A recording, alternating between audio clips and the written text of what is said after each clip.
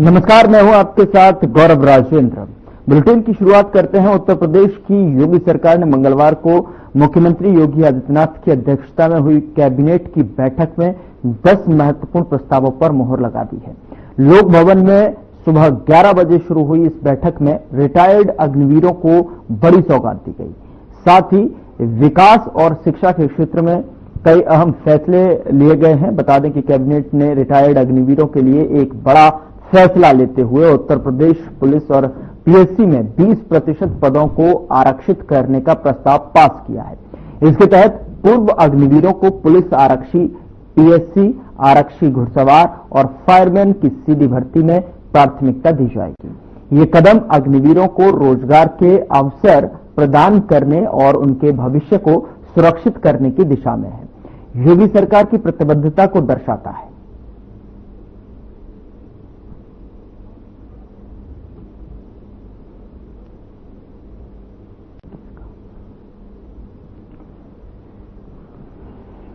CM योगी ने बैठक की अध्यक्षता की और इस बैठक में 10 महत्वपूर्ण प्रस्तावों पर मुहर लगी है, जिसमें कि अग्निवीरों को लेकर जो है खास तौर पर जो प्रस्ताव था उसको मंजूरी दे दी गई है, जो कि 20% जगह जो है पुलिस और पीएससी में और घुड़सवारों और साथ ही साथ फायरमैन सर्विस में जो है इसमें आरक्षित किया गया है। 20% आरक्षण जो है अग्निवीरों को सीधी भर्ती में इसका लाभ मिलेगा और ये बड़े 10 महत्वपूर्ण जो प्रस्ताव हैं जो कि उन पर इस कैबिनेट की बैठक में मुहर लगी है।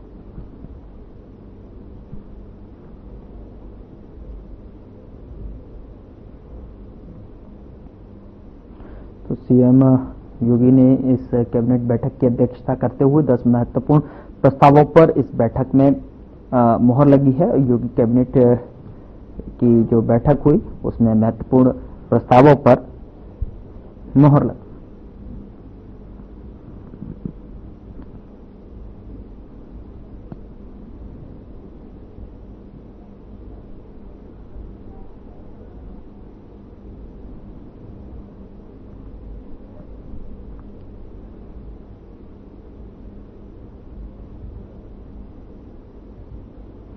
योगी कैबिनेट की जो अहम बैठक हुई थी और उस पर जो है सीएम योगी की अध्यक्षता में ये बैठक संपन्न हुई और ऐसे में इस बैठक पर 10 महत्वपूर्ण प्रस्तावों पर इस बैठक में मुहर लगाई गई है और जिसमें से कि अग्निवीरों के रिटायर्ड अग्निवीरों को लेकर जो है जो फैसला है वो कहीं ना कहीं 20% के आरक्षण के साथ में उसको मंजूरी दे दी गई है, उस पर मुहर लगा दी गई है और उसको पास कर दिया गया है।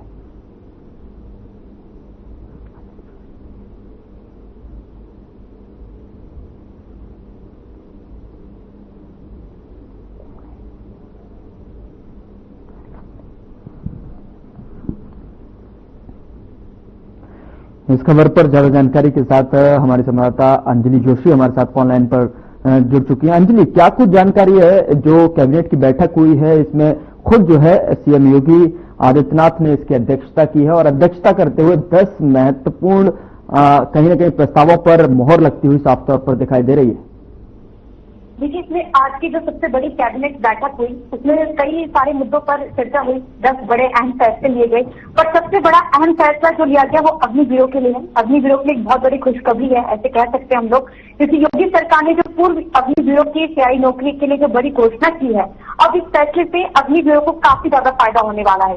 क्योंकि आपको बता दें कि जब अग्निवीर योजना आई थी तो विपक्ष ने इस पर काफी कुछ बोला था कि इस योजना की वजह से युवाओं की जिंदगी खराब हो गई, इसमें नौकरी स्थापित स्थिर नहीं है, इस नौकरी में कोई जैसे कि अगर हम लोग देश की सेवा करे जाते थे, वो जल हो, थल हो या वायु सेना हो, तो उसमें अगर हम लोग शामिल होते हैं देश की सेवा के लिए तो वो हमारी उसको परमानेंट मानते हैं। पर अग्निवीर योजना के लिए विपक्ष ने बहुत ही तंज करते थे, जिस पर योगी सरकार ने एक बहुत बड़ा फायदा अग्निवीरों के लिए किया है कि उन्होंने बोला कि राज्य पुलिस चाहे वो बल में कांस्टेबल हो, घुड़सवार पुलिस हो या फायरमैन सहित कई पदों पर सीधी भर्ती में अग्निवीरों के लिए 20% आरक्षण उन्होंने प्रदान करने का फैसला लिया है।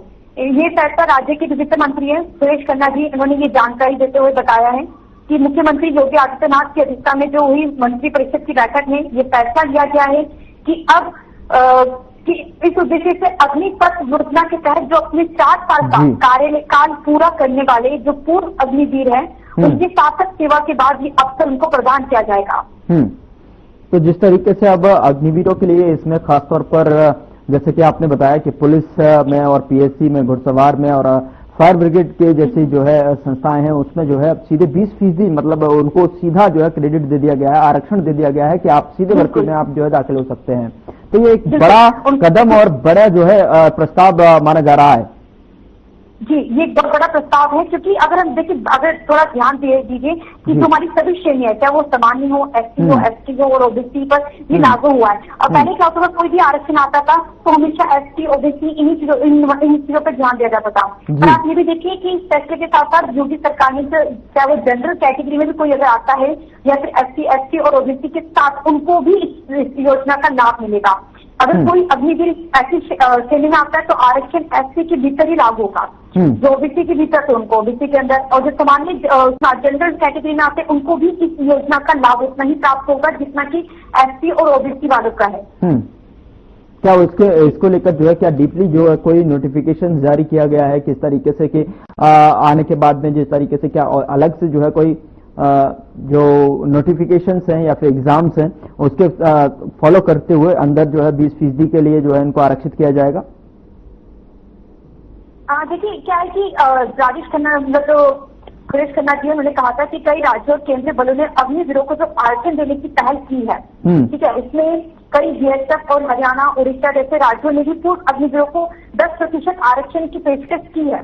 और उत्तर प्रदेश मंत्रिमंडल ने अब 20% आरक्षण को जो मंजूरी दी है वो अपने आप में ही एक उदार पहल है, क्योंकि 20% आरक्षण मिलना सीधा उनको एक लाभ मिल जाएगा।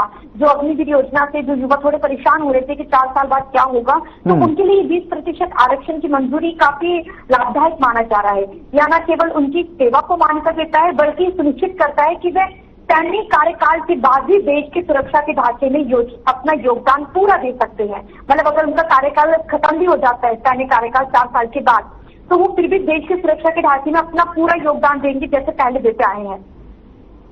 बिल्कुल अंजलि, जिस तरीके से साफ तौर पर जो अग्निवीर के थ्रू जो है युवा जो भर्ती में जो है शामिल हो रहे थे, सेना में जो जा रहे थे, उनके माथे पर सिकम थी, थोड़ी सी चिंता की लकीरें स्पष्ट तौर पर देखी जा रही थी कि 4 साल के भीतर के बाद में जो है क्या कुछ जो है उनके भविष्य के साथ में क्या कुछ देखने को मिलेगा। लेकिन जिस तरीके से ये सरकार की तरफ से एक सुनहरा अवसर के तौर पर हम देख सकते हैं कि किस तरीके से एक बड़ा फैसला जो है प्रस्ताव के रूप में यहाँ पर पास किया गया, मंजूरी दी गई कि आप सीधी भर्ती जो है आपको 20% का आरक्षण यहाँ पर मिलेगा। लेकिन कहीं न कहीं और सारे जो क्राइटेरिया हैं क्या उनको वो फॉलो करने पड़ेंगे या फिर जो है वहां से रिटायरमेंट लेने के बाद में सीधे तौर पर जो है इसमें शामिल हो सकते हैं यहाँ पर हम अग्निवीर? इसमें थोड़ा सा ये है कि योगी सरकार के कैबिनेट में ही बात की गई है कि 4 साल के कार्यकाल के बाद भी आप अन्य मतलब देश की सेवा में अपना सेवा या फिर वायु सेनाओं इसमें आप अपना योगदान दे सकते हैं। पर इसके लिए यह है कि इसके लिए आपकी पहले एक टेस्ट होगा, परीक्षा होगी,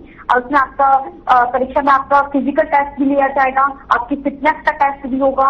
अगर आप इन सब चीजों को अच्छे से क्लियर कर लेते हैं तो उसके बाद उनको कांस्टेबल जैसे कई जैसे छोटे पद होते हैं उनमें उनको भर्ती प्राप्त होगी। अंजलि जी, जिस तरीके से जो है और दूसरे अगर प्रस्तावों पर बात की जाए तो इस बताया जा रहा है कि 10 महत्वपूर्ण ऐसे बड़े प्रस्ताव हैं जिन पर जो है इस कैबिनेट की बैठक में जो है मोहर लगी है साफ तौर पर। तो ऐसे में जो है और क्या डिटेल्स जो है इस बैठक से जुड़ी हुई आपके पास है वो प्लीज दर्शकों के साथ जो है साझा कीजिए। बिल्कुल, देखिए इसके अलावा धार्मिक और पर्यटन स्थलों पर भी आने वाले जो श्रद्धालु हैं उनको पर्यटकों को सस्ते में ठहराने की बेहतर सुविधा की गई। आपको पता है योगी सरकार है, तो योगी सरकार कभी भी नहीं चाहेगी कि जो धर्म से रिलेटेड हो या पर्यटन स्थल जितने भी हैं उसमें हमारे जो भी श्रद्धालु बड़ी श्रद्धा और आस्था के साथ अगर आते हैं किसी मंदिर स्थान पर तो उन्हें किसी भी तरह की कोई परेशानी या दिक्कत का सामना करना पड़े, उसके लिए उन्होंने साफ निर्देश दिए हैं अपनी पूरी मंत्रिमंडल को कि भाई जो भी ठहरने की व्यवस्था होगी, भोजन की जो व्यवस्था होगी, खाने पीने की जो व्यवस्था होगी, सब में एकदम सस्ता उन्हें छूट दी जाए। क्योंकि अगर किसी धर्म स्थल में कोई आ रहा है तो वो व्यक्ति गरीब भी हो सकता है, अमीर भी हो सकता है और मीडियम क्लास का भी हो सकता है। तो सभी लोगों को ध्यान में रखते हुए योगी सरकार ने ये भी निर्देश दिए हैं कि धार्मिक और पर्यटन स्थल में आने वाले जो भी लोग हैं, भक्त हैं, जो भी लोग हैं, उन सभी को ठहरने और भोजन की जो व्यवस्था होगी उसमें उनको छूट दी जाए, मतलब सबसे बेहतर सब काम किया जाए। चलिए, बहुत बहुत शुक्रिया तमाम जानकारी साझा करने के लिए अंजलि जी। और तो ये थी हमारे साथ अंजलि, जो कि लगातार जो है ये बैठक जो हुई है योगी सरकार की, जो कैबिनेट बैठक है जिसमें सीएम योगी ने जो बैठक की अध्यक्षता की है, उसमें साफ तौर पर बड़े 10 महत्वपूर्ण प्रस्तावों पर मोहर लगती हुई साफ तौर पर यहां पर कैबिनेट की दिखाई दे रही है।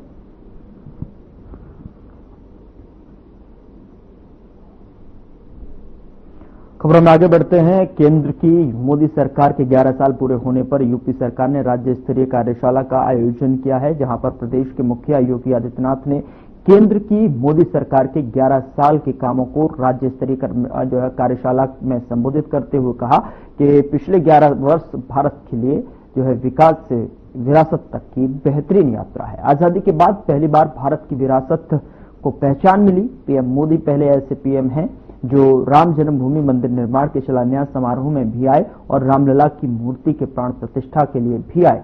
कांग्रेस और पिछली सरकारें भगवान राम के दर्शन को सांप्रदायिक मानती थीं, लोग वहां जाते भी नहीं थे।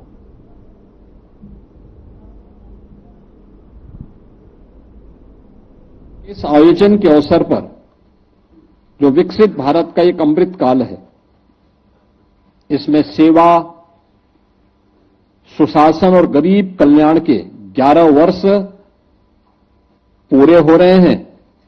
इन 11 वर्षों की उपलब्धियों को लेकर के किन किन प्रकार के कार्यक्रमों को लेकर के हमें प्रदेश स्तर पर, जनपद स्तर पर, मंडल स्तर पर और शक्ति केंद्र स्तर पर कार्यक्रम करने हैं, इन कार्यक्रमों की एक रूपरेखा यहां पर प्रदेश संगठन महामंत्री श्री धर्मपाल जी ने और राष्ट्रीय महामंत्री श्री दुष्यंत गौतम जी ने अभी यहां विस्तार से आप सबके सामने रखी है। इसमें बहुत कुछ कहने की आवश्यकता नहीं। मुझे लगता है कि आप लोगों ने अभी प्रदेश सरकार की 8 वर्ष की उपलब्धियों को लेकर के एक विस्तृत कार्यक्रम हर बूथ पर जाने का बनाया था और विस्तृत सामग्री, प्रचार की सामग्री आप तक पहुंची थी। प्रचार की सामग्री कमोबेश वही होगी, लेकिन अब केंद्र सरकार की 11 वर्ष की उपलब्धियों की सामग्री जो आएगी, इसमें अखिल भारतीय स्तर की होगी, जिसमें राज्य भी होगा और पूरे देश स्तर पर क्या कुछ नया हुआ है, यह एक नया अनुभव आपके सामने होगा, जिसको लेकर के प्रतिवर्ष किसी न किसी बहाने आपको संवाद के माध्यम से, कार्यक्रमों के माध्यम से और सरकार की 1 वर्ष, 2 वर्ष, 3 वर्ष या 10 वर्ष की उपलब्धियों को लेकर के अलग अलग समय में जाने का अवसर प्राप्त हुआ। 2-3 आग्रह इस संबंध में थे। अक्सर होता है सभी कार्यक्रमों में हम केवल कार्यकर्ताओं की भागीदारी सुनिश्चित कर पाते हैं, कॉमन मैन कहीं ना कहीं उससे अलग हट जाता है, पीछे रुक जाता है, या प्रोफेशनल्स उन सबसे अछूता रह जाता है। और मुझे लगता है ये कार्यक्रम आपके लिए एक अवसर है। मुझे याद है अभी पिछले दिनों जब हम लोगों को 10 विधानसभा के उपचुनाव के दौरान जाना पड़ा था, हम लोगों ने वहां जाते थे तो सबसे पहले संगठन की बैठक लेते थे, संगठन की बैठक के साथ मोर्चा और प्रकोष्ठों की बैठक लेते थे। भारतीय जनता पार्टी के 6 मोर्चे और जो 22-23 प्रकोष्ठ हैं, ये अपने आप में सबको अपने साथ समाहित कर देता है, सबको अपने साथ समाहित कर देता है। इसमें अधिवक्ता भी आ जाते हैं, इसमें चिकित्सक भी आ जाते हैं, इसमें सीए भी आ जाते हैं, इसमें शिक्षण संस्थान भी आ जाते हैं, इसमें शिक्षक भी आ जाते हैं, इसमें छात्र भी आ जाते हैं और इसमें लाभार्थी भी आ जाते हैं। यानी समाज का हर व्यक्ति इस अभियान का हिस्सा बनता है और अगर उनके साथ हम उनसे संबंधित विषयों को लेकर के गोष्ठी करें और वक्ता उन्हीं में से किसी व्यक्ति को बनाए। हां, शर्त यह है कि हम उसको पहले से डिटेल में लिख के दें। अगर हम चिकित्सकों के साथ बैठ रहे हैं, याद करवाइए क्या स्थितियां थी आज से। आयुष्मान भारत के आने के पहले की स्थिति क्या थी? कोई व्यक्ति, किसी परिवार में कोई व्यक्ति बीमार होता था, परिवार के सामने एक संकट खड़ा होता था। आज देश के अंदर 50 करोड़ लोग और उत्तर प्रदेश के अंदर 10 करोड़ लोग आयुष्मान भारत की सुविधा का लाभ प्राप्त कर रहे हैं। और आयुष्मान भारत में भी आयुष्मान भारत वयम वंदना योजना, ये वय वंदना योजना जो है 70 वर्ष से ऊपर के किसी भी बुजुर्ग को, उसमें न जाति का बंधन है, न क्षेत्र का बंधन है, न भाषा का बंधन है, न मत का बंधन है, न मजहब का बंधन है, कोई भी 70 वर्ष का न आय का बंधन है, कोई भी बुजुर्ग है। शक्ति केंद्र में जब आप जाएंगे तो उस आयुष्मान भारत को वहां वितरित करना है। उन्होंने बना भी लिया होगा, लेकिन फिर भी कोई बचा होगा, और अगर आपके हाथों से उसको वह कार्ड मिल गया, आप याद करिए, वह जीवन भर आपको याद करेगा, क्योंकि हर वर्ष उसको 5 लाख रुपए की स्वास्थ्य कवर वहां प्राप्त होने वाला है। 5 लाख रुपए की प्रतिवर्ष उसको, उसके माध्यम से, यानी परिवार का एक बोझ समाप्त, जिसको मोदी जी ने अपने हाथों में ले लिया। ये डबल इंजन की सरकार जिसका भुगतान करेगी, उसके लिए अलग से उस परिवार को पैसे देने की आवश्यकता नहीं होगी। आयुष्मान भारत के अंदर 10 करोड़ लोग यूपी के अंदर लाभान्वित हो रहे हैं। ये इसके अतिरिक्त है। याद करिए, मोदी जी के आने के पहले कांग्रेस की सरकार 2014 में केवल एक एम्स था। अटल जी की सरकार आई, अटल जी ने 6 एम्स बनाए, और मोदी जी ने संख्या 22 अतिरिक्त नए एम्स बना करके और आगे बढ़ा दी, जिसमें यूपी के अंदर भी 2 नए एम्स बने हैं। 1 डिस्ट्रिक्ट 1 मेडिकल कॉलेज की परिकल्पना को साकार किया है मोदी जी ने। कोई सोचता था? कोई सोचता था किसी सुदूर गांव में मेडिकल कॉलेज बनेगा, बहराइच में मेडिकल कॉलेज बनेगा, लखीमपुर खीरी में मेडिकल कॉलेज बनेगा, सुल्तानपुर में मेडिकल कॉलेज बनेगा, बस्ती में मेडिकल कॉलेज बनेगा, मिर्जापुर या प्रतापगढ़ में मेडिकल कॉलेज बनेगा? कोई सोचता था? एक कल्पना थी, आज वो साकार हुई है। कौन बोलेगा इसके बारे में? एक मेडिकल कॉलेज निवेश भी लाता है, रोजगार भी देता है, और लोगों को स्वास्थ्य की बेहतर सुविधा का एक प्लेटफॉर्म भी उपलब्ध करवाता है। लेकिन हम बोलेंगे नहीं। अक्सर होता क्या है, हम लोग उन विरोधियों के बहकावे में आके कहते हैं साहब डॉक्टर नहीं है, फलाना नहीं है, फलाना नहीं है। अरे जहां पहले कुछ नहीं था, किसी भी मेडिकल कॉलेज में आज के दिन पर कम से कम 45 से लेकर 90 डॉक्टर हैं। किसी भी मेडिकल कॉलेज में जहां एक भी नहीं था, वहां ये 45 से लेकर 90 डॉक्टर उस जिले में एक छत के नीचे उपचार की सुविधा उपलब्ध करवाने का काम कर रहे हैं। लेकिन जब हम बोलेंगे तब ना, जब हम बोलेंगे तब ना। यहां पे ब्रजेश जी ने कहा, पहले होता क्या था, ट्रेन से पानी पहुंचाने की व्यवस्था होती थी और वह भी नहीं मिल पाता था। आज हर घर नल की योजना लागू हो रही है। हम लोग बोलने में संकोच करते हैं। लाभार्थी ग्रुप को पकड़ना और उनको, उनके बीच में उन लोगों को उपलब्ध कराना।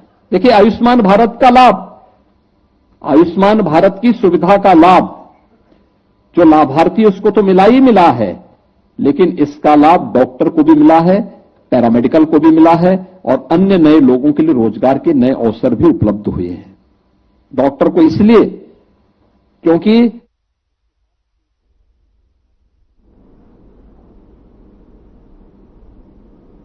एडीजी मेरठ जोन मनु भास्कर द्वारा मंगलवार को उत्तर प्रदेश पुलिस वार्षिक तैराकी के साथ साथ आपको बता दें कि क्रॉस कंट्री प्रतियोगिता 2025 में एसआई सत्येंद्र, एसआई नवीन, हेड कांस्टेबल विनोद, मोज, गिरीश, प्रदीप द्वारा प्रथम और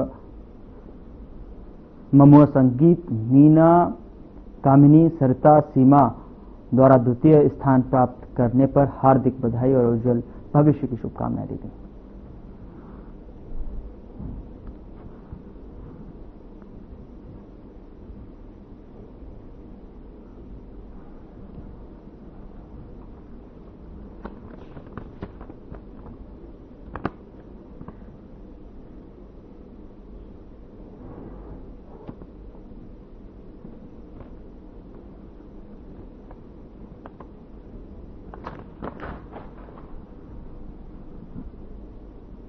और अब खबर गौतम बुद्ध नगर से है, जहां पर गौतम बुद्ध नगर पुलिस को बड़ी सफलता हाथ लगी है। बता दें कि इस सफलता के दौरान जो है पुलिस ने 2 आरोपियों को गिरफ्तार किया है, जिसके पास से एक कार भी बरामद की गई है। और दरअसल आरोपियों ने युवक के साथ मारपीट की और आत्महत्या करने के लिए उकसाया, जिसके चलते युवक ने हरिद्वार में घाट से कूदकर अपनी जान दे दी। जानकारी के मुताबिक युवक को आरोपी अपने साथ हरिद्वार लेकर गए थे, वहीं इस वारदात को अंजाम दिया। फिलहाल पुलिस इस पूरे मामले की जांच में जुटी हुई है।